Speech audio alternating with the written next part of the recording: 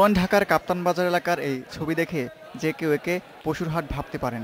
সারা বছর এখানে পশু বেচাকেনা হয়, কিন্তু আসলে এটি খোদাবক্স সরকারি প্রাথমিক বিদ্যালয়।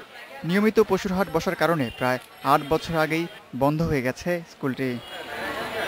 এটি মোহাম্মদপুরের শাহীন সরকারি প্রাথমিক বিদ্যালয়। টাউন হল সংলগ্ন স্কুলটি এখন আটকে পড়া পাকিস্তানিদের দখলে। অন্যদিকে ড্যামরার ব্রাহ্মণচিরণ সরকারি প্রাথমিক বিদ্যালয়ের মালিকানা এখন দেলোয়ার নামে এক ব্যক্তির। তিনি রীতিমতো ঘর সংসার পেতে বসেছেন। টেলিভিশনের ক্যামেরা দেখে খেপে গেলেন তারা। পল্লবীর আব্দুল মান্নান সরকারি প্রাথমিক বিদ্যালয়ের ১৬ বিঘা জমির ১৩ বিঘাই বেদখল। শিক্ষার্থীদের স্কুলে ঢোকার পথটিও দখল করে ঘরবাড়ি তুলেছে প্রভাবশালী একটি মহল।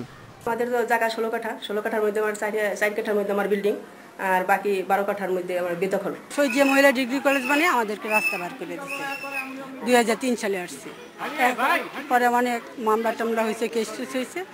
স্কুল বেদখল হওয়ার এসব চিত্র উঠে এসেছে প্রাথমিক ও গণশিক্ষা মন্ত্রণালয়ে পাঠানো এক তদন্ত প্রতিবেদনেও। এতে বলা হয়েছে, রাজধানীর ৩০০ সরকারি প্রাথমিক বিদ্যালয়ের মধ্যে ৫৪টি নানাভাবে বেদখলে। এই রিপোর্টটা মন্ত্রণালয়ে আমরা পাঠিয়েছি।